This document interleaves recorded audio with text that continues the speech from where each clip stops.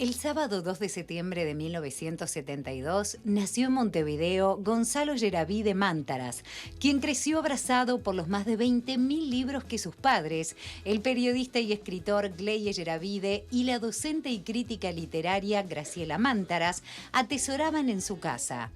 A los 5 años descubrió que el humor y el conocimiento podían ayudarlo a zafar de situaciones difíciles, cuando comenzó a echarle la culpa a la gravedad por las cosas que se le caían al piso. Mantuvo la capacidad de hacer reír mientras cursó primaria en la escuela Grecia, pero fueron las historietas de Asterix y una película de los hermanos Marx las que le hicieron entender que ese era definitivamente el camino correcto.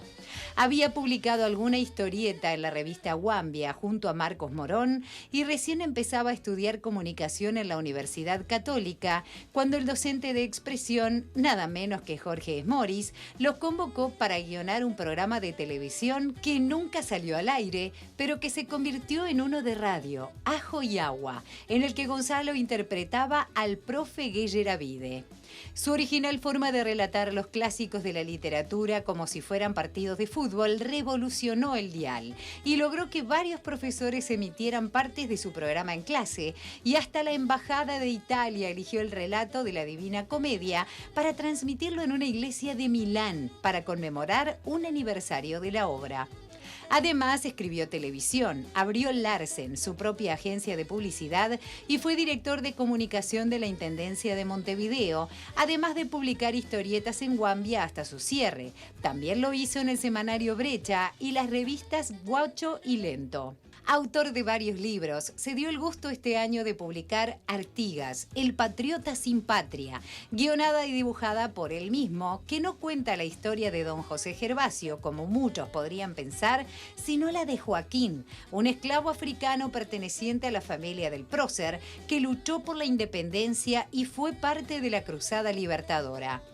A Gonzalo Geravide le llevó más de una década de terapia asumir que podía ser dibujante, escritor, humorista y creativo publicitario sin tener que estar al nivel de Leonardo da Vinci, y resolvió aceptar que tiene la suerte de hacer lo que le gusta y encima hacerlo bien.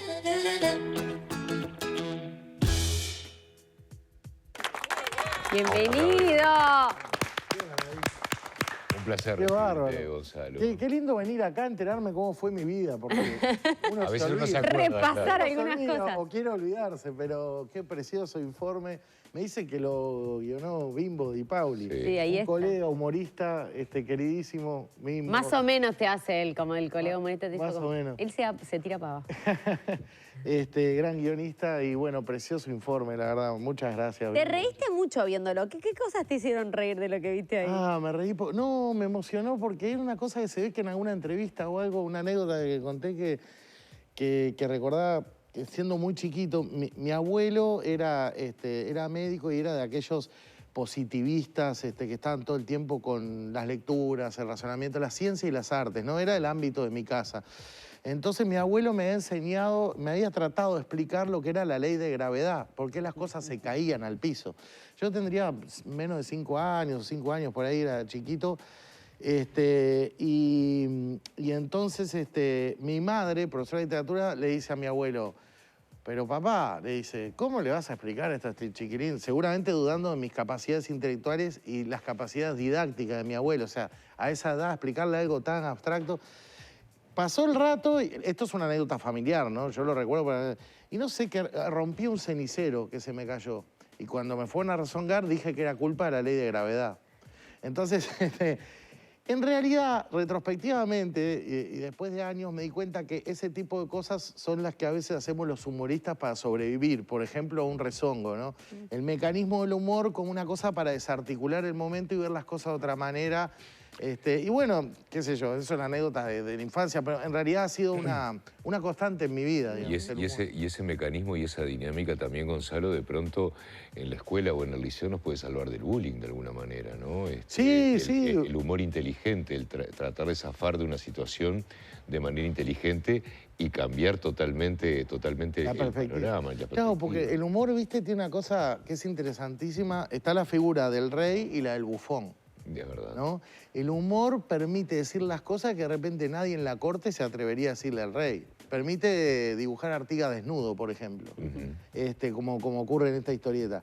Ahora, el humor tiene que estar fuera del poder. Tiene que haber resignado ya una aspiración de lucha por el poder, desde cierto punto de vista, porque lo dice desde afuera. Esa es la licencia que tiene. Pero interviene en el poder y puede interpelarlo. ¿Y cuánto ha cambiado esto, Gonzalo, con el tiempo? Porque acá había cuestiones que no se tocaban con el humor.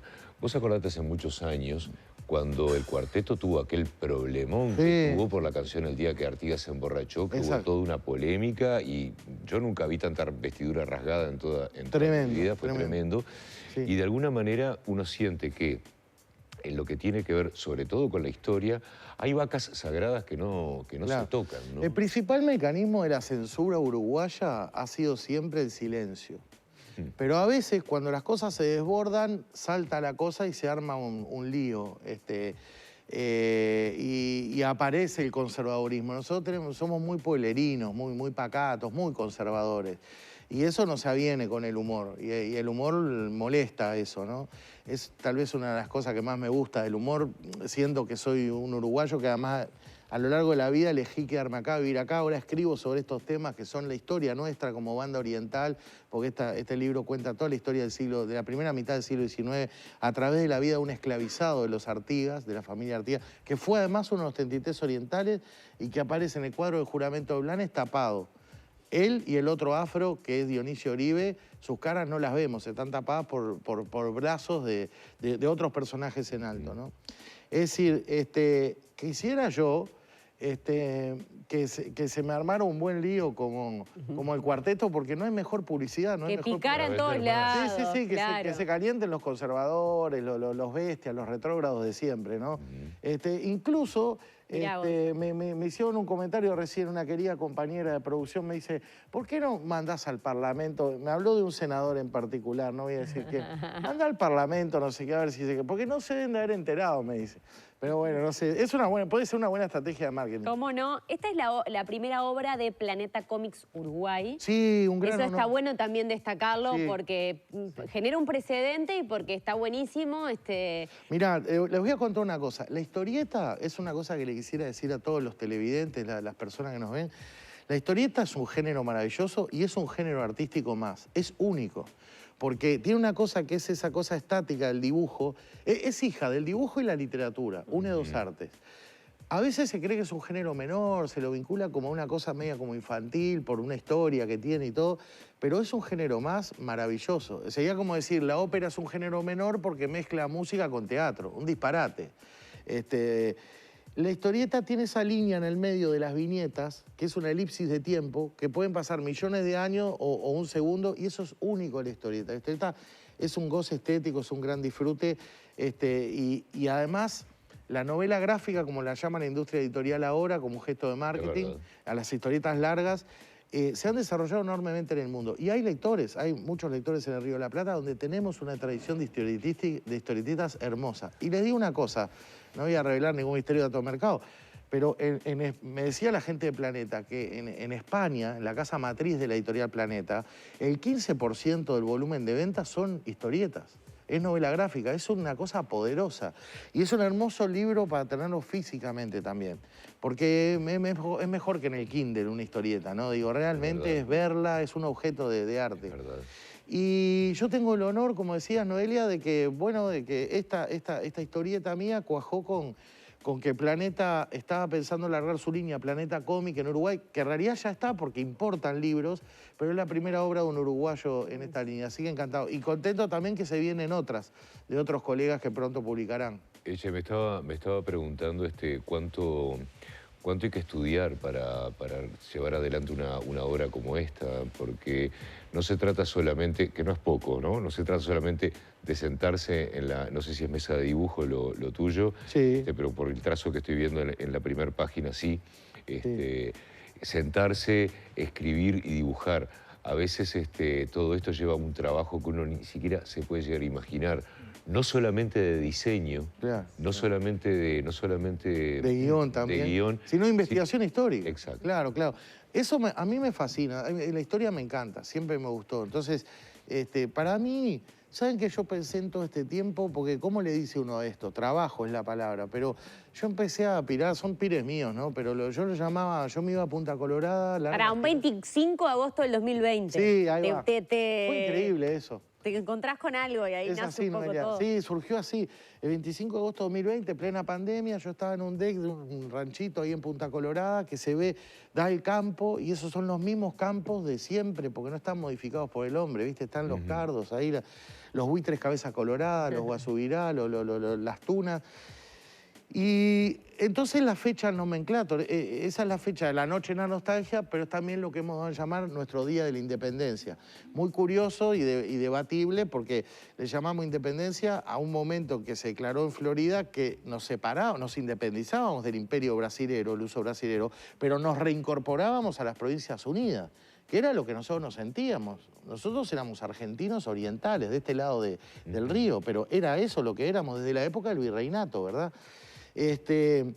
Y con esa fecha me pasa que algún colega de ustedes en un portal hizo esas notas típicas que puso el listado de los 33 orientales. Y empecé a leer los nombres, simplemente eso.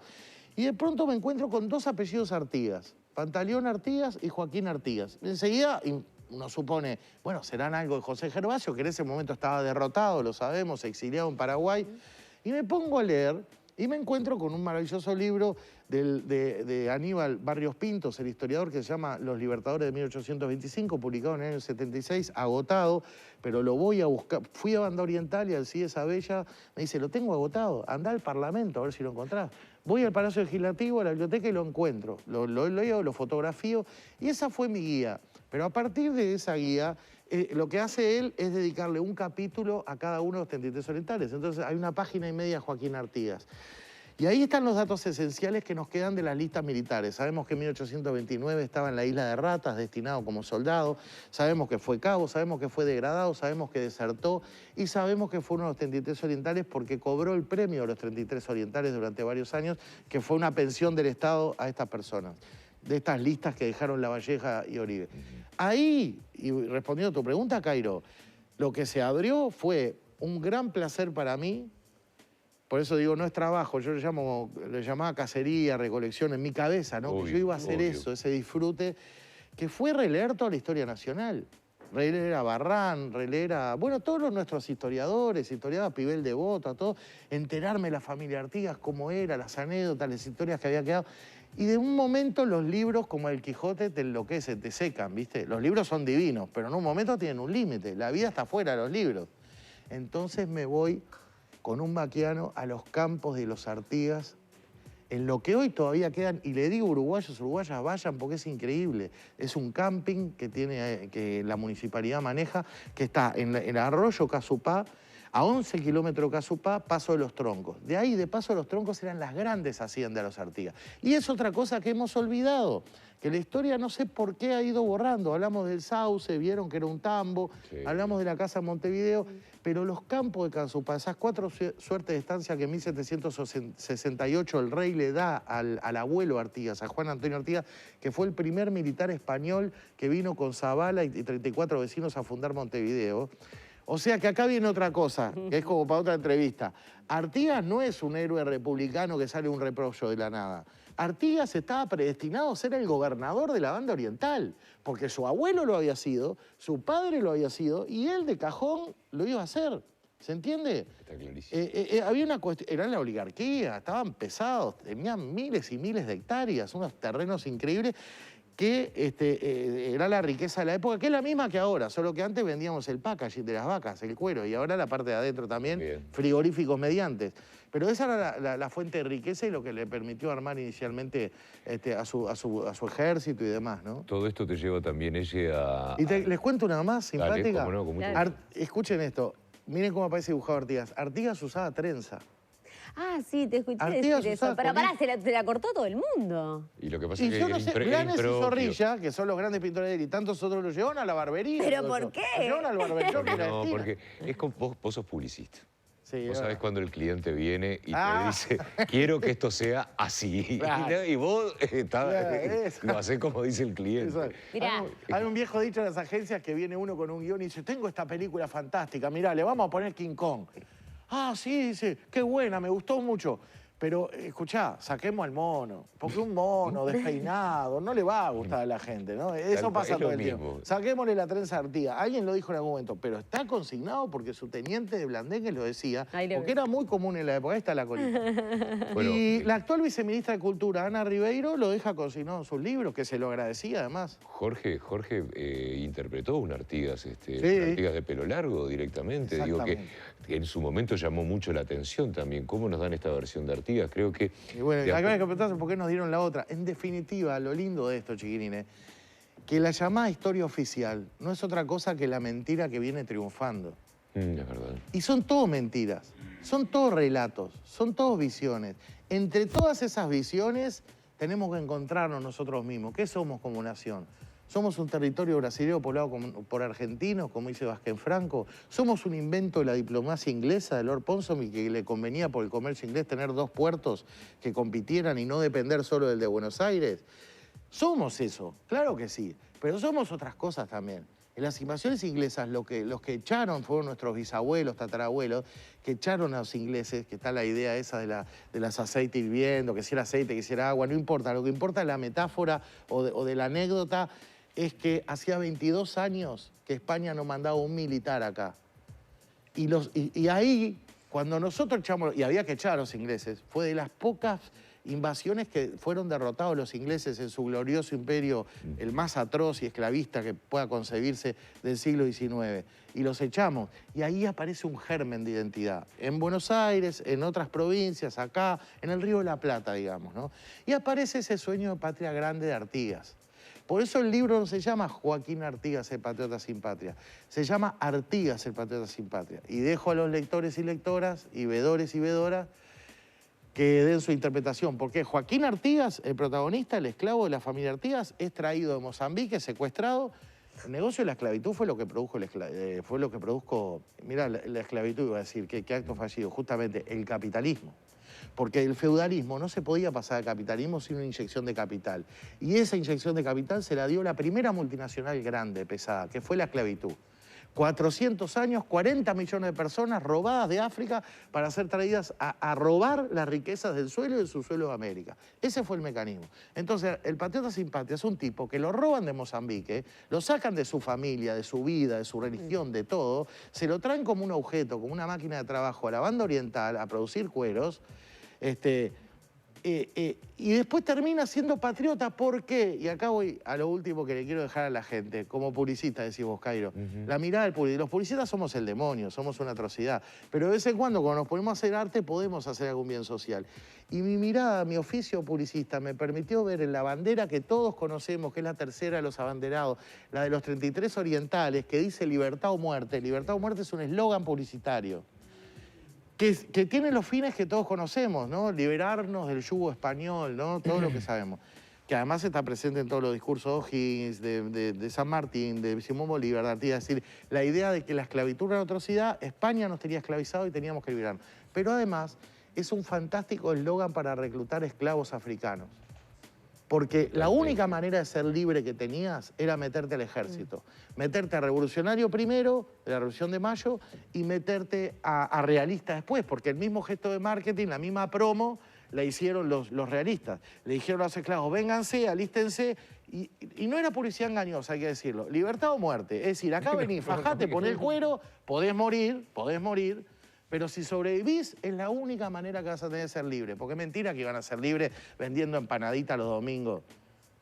Comprar su manumisionera era imposible. Está clarísimo. Y te termino con esto. Y Artigas también es un patriota sin patria. José Gervasio. ¿Por qué? Y José Gervasio no quiso volver acá a los 30 años. Lo hicimos prócer de acá a la fuerza. José Gervasio se quedó en Paraguay. José Gervasio quería otra patria, una patria más grande, federal. Quería una patria grande, que llegara hasta Bolivia, no sé, que fuera por lo menos las provincias que fugazmente gobernó. Bueno, fue el primer tipo que puso un gobernador indio. Hubo que esperar hasta el siglo XX a Evo Morales para repetirlo de Andresito, chiquilines. Dense cuenta, démonos cuenta de eso.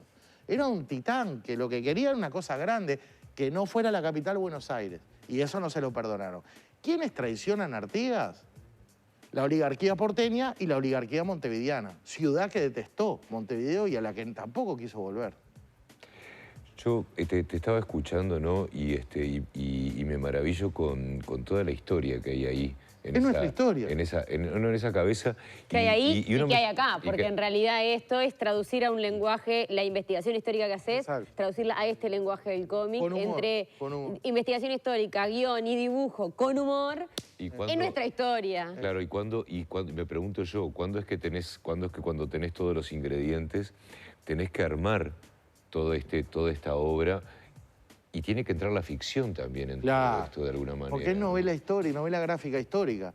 Hay ficción y hay realidad, porque la historia nos deja pocos documentos de qué pasó con las personas. Esto de Joaquín Artigas son 3, 4 datos, los que yo ya les comenté. Y después quedan los vacíos. Y ahí me puse a leer algo que desconocía totalmente y de lo que conozco muy poco o nada, casi nada, que es la historia de la esclavitud.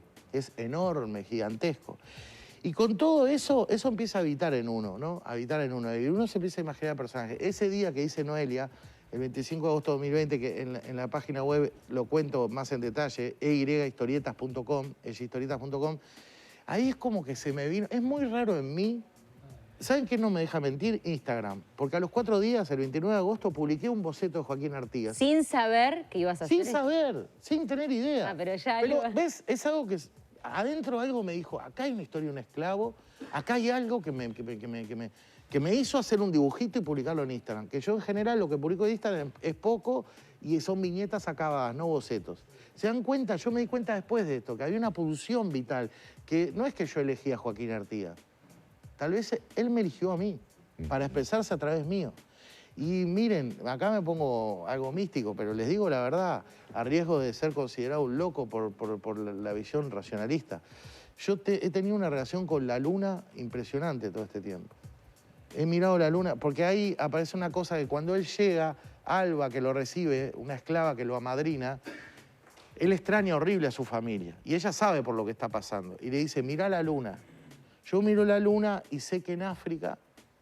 Ellos, mi padre, mi hermana, antes o después la vieron. Y la luz de la luna nos une. Y vos sabés que eso hace que yo todas las noches, casi todas las noches, miro cómo está la luna y siento que estoy ahí comunicado con Joaquín Artigas. Es una cosa demencial. Pero no es demencial. Es lo que estoy viviendo, es lo que estoy viviendo. Pero, es parte de la producción también. Sí. Es parte de la producción, porque vos decías hoy que el publicista es el demonio. El publicista se puede llegar a ser visto como el demonio, pero el publicista, creo que el buen publicista es el que sabe llegar al alma de cualquier producto que te va a promocionar. Claro. Y de alguna manera también conectar, es siempre estar conectando. Exacto. Conectar es, me parece, la palabra que... No, además yo juego con lo del demonio porque nos critican mucho y yo me autocritico mucho, ¿no? Porque somos la vanguardia del capitalismo y el capitalismo está destruyendo el mundo, ecológicamente. Además está generando los niveles más grandes de desigualdad del mundo. El 1% tiene el 60% de riqueza. Es un horror lo que ha generado. Y es un mecanismo la publicidad. Pero la publicidad, a mí y a mis socias, Sonsoles Moura y a nuestro equipo el Narsen, nos permitió hacer, por ejemplo, que creciera enormemente el Festival de Cinemateca cuando pintamos con el colectivo Licuado el mural de 18 de julio, ¿verdad? Y podría mencionar otros ejemplos donde la publicidad es algo tan noble, tan hermoso, totalmente, que mueve al arte, que mueve también lo comercial cuando no se trata de una cuestión destructiva, ¿no? Sino necesaria humanamente, ¿no? Yo jorobo un poco, si considera que la publicidad es todo un horror, no lo estaría haciendo. Pero tiene puntos éticamente reprobables, por cierto. A nivel lo que tiene que ver con la plástica, ¿cómo le das el rostro a Joaquín? Bueno, mirá. Porque viste que siempre está eso, claro, ¿no? claro. La fotocarné del personaje. Es como un personaje, tal vez otros lo podrían analizar mejor que yo, es como un personaje medio... que no tiene como características demasiado pronunciadas, ¿viste? Es como un estándar de mis dibujos ahí. Y yo tomé de Blanes, porque Blanes lo pinta, pero no le vemos la cara, le vemos un ojo, la nariz, y vayan al Museo Blanes y vean ese personaje que está ahí. En el Museo Blanes te dan un prospecto con los numeritos de cada uno. ¿Y sabés lo que le puso Blanes que me pareció verosímil? Un sombrero de paja. Un sombrero de paja para protegerse del sol era algo a lo que un esclavo que no ganaba nada podía acceder, a diferencia de repente de un gorro, que saben que toda la indumentaria de los gauchos venía de Inglaterra, ¿no? Los ponchos, que originalmente eran de Potosí, de América, la industria del hilado inglés, revolución industrial mediante, proveyó a todos de... Las mujeres indígenas de Bolivia tienen esos gorritos de bombín porque un inglés se clavó con millones de esos gorritos pues no los pudo vender y se los trajo a Bolivia y se los vendió todas. O sea, estoy yendo por las ramas, pero en realidad todo está conectado con la cuestión del capitalismo, ¿no? Entonces, Blanes lo pinta con un sombrero de paja y yo tomé ese sombrero de paja y no mucho más. Y después fue lo que me fui imaginando, hice muchos bocetos, eso es otra parte del trabajo, bocetar, ver cómo son los personajes. Artigas, José Gervasio, por ejemplo. Aparece una versión más castaño claro de Zorrilla y un poco más morocho de Blanes. No es casualidad. La sobrina de Artigas dice, tío Pepe se vestía a lo cabildante, que era cajetilla, ¿no? Pijo, como dicen los españoles, concheto. Se vestía siempre de la moda, ¿viste? Era un langa, ¿viste? De carrasquito, era un carrasquito, ¿viste? Artigas. Y dice, y era rubio, tío Pepe. Y años después, Damaso Antonio Larrañaga, cuando lo ve en Paysandú y lo conoce, nos lo describe morocho. Uno puede pensar, años de guerra, estar en el campo, al rayo del sol, ese pelo, como está, la grela que tendría, o sea. Entonces, ¿cuál es ¿con cuál nos quedamos? ¿Con el más morochón o con el más castaño claro, no? Son testimonios, a veces contradictorios, y ahí es donde uno como artista trata de aportar una solución, una síntesis. Apela con una cosa muy profunda de uno y se pregunta a uno, ¿cómo sería? Y busca una respuesta. Una respuesta que condenadamente va a ser una ficción también. Y por eso una mentira. Pero lo lindo de las mentiras en el arte es que el arte consiste en decir mentiras para que aflore la verdad. Para que aflore una verdad profunda que no está dicha. Que está intuida, pero que no ha sido dicha. No sé si logré eso. Cuando lean y vean el libro me contarán. Voy a tener que ir a comprarlo porque ya se apoderaron de este y a mí me llama muchísimo la atención. Encantado, Cairo. Pero por además favor, me encantaría dedicártelo porque te tengo gran estima y cariño. Igualmente. Tiempos pretéritos en la X que nos conocimos. De ajo y agua. Exactamente. Bueno, un placer tenerte acá, Eye. Para mí, como siempre. Gracias, Noelia. Por favor, a vos. Artigas, el patriota sin patria, es la novela gráfica de Gonzalo Yeravide en todas las librerías, ¿verdad? En todas las librerías está, así es. Un placer tenerte acá. Vamos arriba. Seguimos adelante con La Mañana en Casa. Por favor, ¿nos vamos a la cocina o pasamos primero por el mostrador? Lo que vos digas. Vamos para el mostrador primero.